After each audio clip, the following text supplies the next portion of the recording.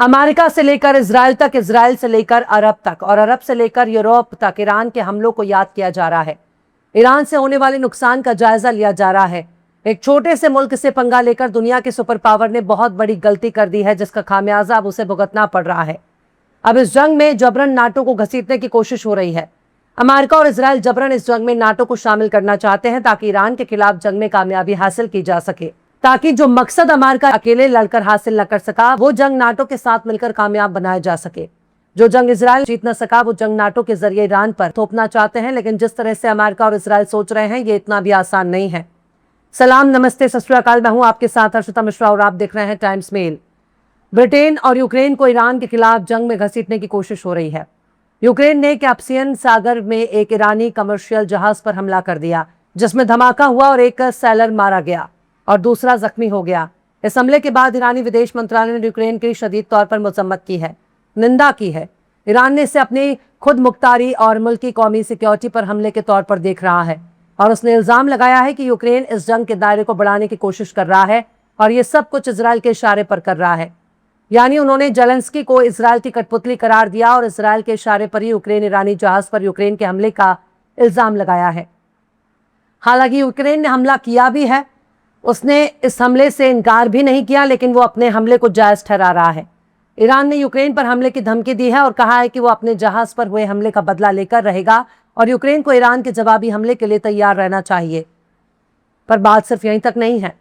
Iran के विदेश मंत्री अब्बास अराक्ची ने कहा कि एक यूक्रेनी सदर व्लादिमीर जेलेंस्की ने ईरानी कमर्शियल जहाज पर हमले की साजिश रची थी, जिसमें हमारा एक सेलर मारा गया।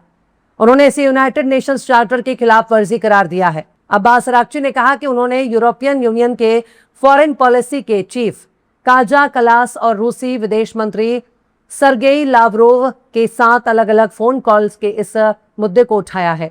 उन्होंने कहा कि बातचीत के दौरान उन्होंने वाजे कर दिया है कि ईरान बिना इस हमले का जवाब दिए नहीं रह सकता।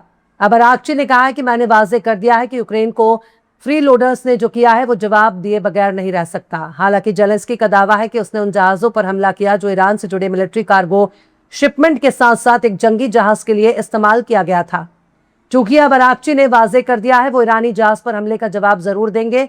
इससे यह भी जाहिर हो रहा है कि यूरोप को इस जंग में घसीटने के लिए जेलेंस्की किसके इशारे पर काम कर रहे हैं। हालांकि ईरान की धमकी को इतना हल्के में नहीं लिया जा सकता। ईरान ने अगर कहा है तो हमला भी करेगा और बात सिर्फ यहीं तक नहीं है। ब्रिटेन ने अपने मिलिट्री अड्डों का इस्तेमाल ईरान के खिलाफ हमले के लिए अमेरिका को दे दिया है। यानी ब्रिटेन ने अमेरिका को ईरान के खिलाफ अपने फौजी अड्डों के इस्तेमाल की इजाजत दे दी है।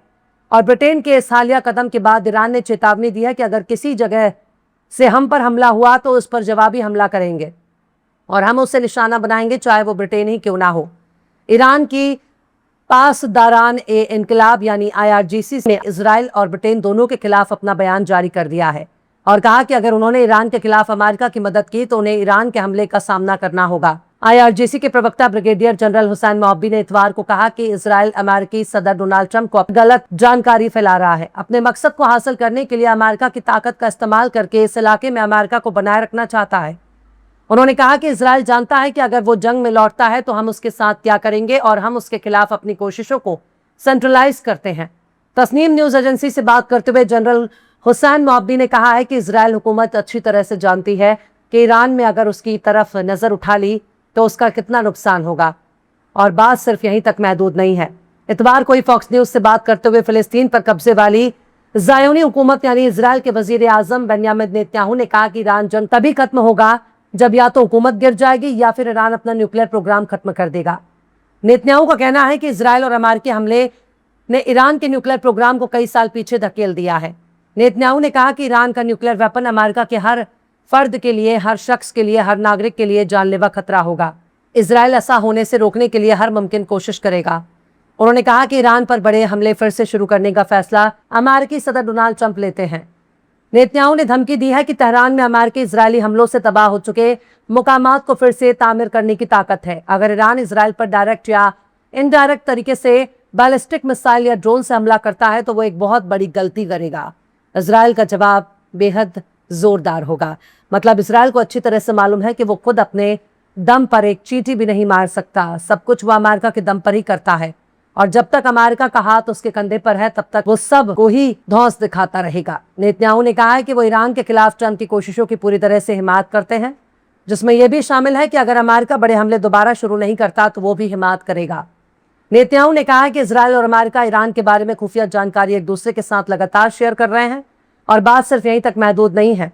पेंटागन ने इतवार को जॉर्डन और इराक में मारे गए 4 फौजियों के नाम का ऐलान कर दिया है और उन मारे गए फौजियों को ऑपरेशन एपिक फ्यूरी में मारे गए फौजियों की लिस्ट में अलग रखा है। बात सिर्फ यहीं तक महदूद नहीं है, अमेरिका पर बार बार अपने मारे गए फौजियों की असल तादाद को छिपाने का इल्जाम भी लग रहा है और अमेरिकी मीडिया के साथ अमेरिकी हुकूमत की तनातनी भी जाहिर हो चुकी है। बीते हफ्ते ही 482 फौजियों के जख्मी होने की खबर सामने आई थी, लेकिन अभी अमेरिका कुछ भी जाहिर नहीं करना चाह रहा। लेकिन यूक्रेन पर हमले की धमकी ने इस जंग को बहुत बड़े खतरे के तौर पर पेश कर दिया है, क्योंकि अमेरिका और इसराइल दोनों ही यूक्रेन और ब्रिटेन के जरिए इस जंग को फैलाना चाहते हैं।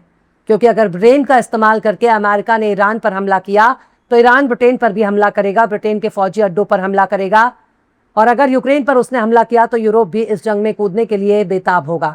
यूरोप के मुल्क भी अगर ईरान के हमले को रोकने की कोशिश करते हैं और बदले में ईरान पर हमला करते हैं तो ईरान जंग का दायरा अपने आप बहुत दूर तक फैल जाएगा। जंग में नाटो ने खुलकर उसका साथ नहीं दिया।